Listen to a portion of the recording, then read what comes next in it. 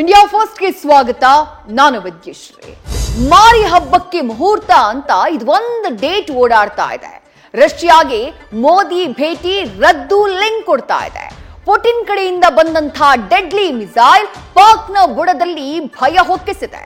ಬರಿದಾದ ಶಸ್ತ್ರಾಗಾರದ ಮುಂದೆ ಸಿಂಧೂಗಾಗಿ ಕಣ್ಣೀರು ಸುರಿಸ್ತಾ ಇರುವ ಪಾಕ್ ನಾಳೆ ಅಧಿವೇಶನ ಕರೆದಿದೆ.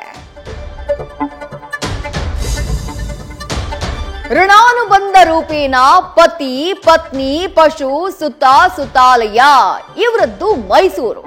ಅಷ್ಟು ದೂರ ಸಂಬಂಧ ಬೆಸೆದಿತ್ತು. ಮಕ್ಕಳು ಕೊಟ್ಟವನು ಕೈ ಕೊಟ್ಟಿದ್ದ.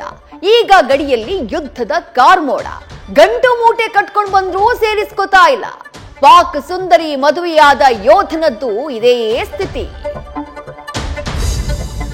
ಪ್ರತೀಕಾರಕ್ಕೆ ಅರಬ್ಬಿ ಕಿನಾರೆ ಊರು ಕೆರಳಿ ಕೆಂಪಾಗಿದೆ.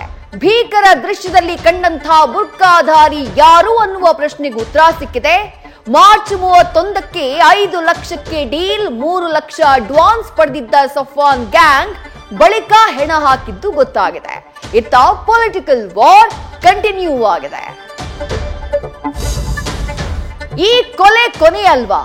ಕರಾವಳಿಯಲ್ಲಿ ಏನಾಗ್ತಾ ಇದೆ ಅನ್ನೋ ಪ್ರಶ್ನೆಗೆ ಕೋಮು ಕದನವೇ ಉತ್ತರ. ಕಡಲೂರು ಪ್ರಕ್ಷುಬ್ಧದ ಮಧ್ಯೆ ಜಾಲತಾಣಗಳು ವಾತಾವರಣ ಕೆಡಿಸ್ತಾ ಇವೆ. ಡೇಟು, ಪ್ಲೇಸು, ಟೈಮು ಫಿಕ್ಸ್ ಮಾಡಿ ಶರಣ್ ಪಂಫಿಲ್, ಭರತ್ ಕುಂದೇಲ್ಗೆ ಬೆದರಿಕೆ ಹಾಕಲಾಗಿದೆ. 15ಕ್ಕೂ ಹೆಚ್ಚು ಎಫ್ಐಆರ್ ದಾಖಲಾಗಿವೆ. ಇಮಾಮ್ ಸಾಬ್ಗೂ ಗೋಕುಲಾಷ್ಟಮಿಗೂ ಏನ್ ಸಂಬಂಧ ಹೇಳಿ? ಕಂಪ್ಯಾರಿಸನ್ಗೂ ಮಿತಿ ಬೇಡ್ವಾ? ಈಗ ಕ್ಲಾರಿಟಿ ಕೊಟ್ಟ ಸೋನು ಹೊಸ ರಾಗ ಹೇಳಿ ಕಿಚ್ ಹೊತ್ತಿಸಿದ್ದಾರೆ.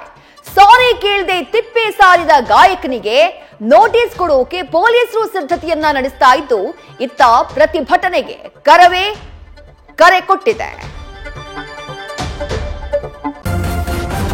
ನ್ಯೂಸ್ ಫಸ್ಟ್ ನಿರ್ಭೀತಿಯಿಂದ ನಿಮ್ಮ ಪರವಾಗಿ.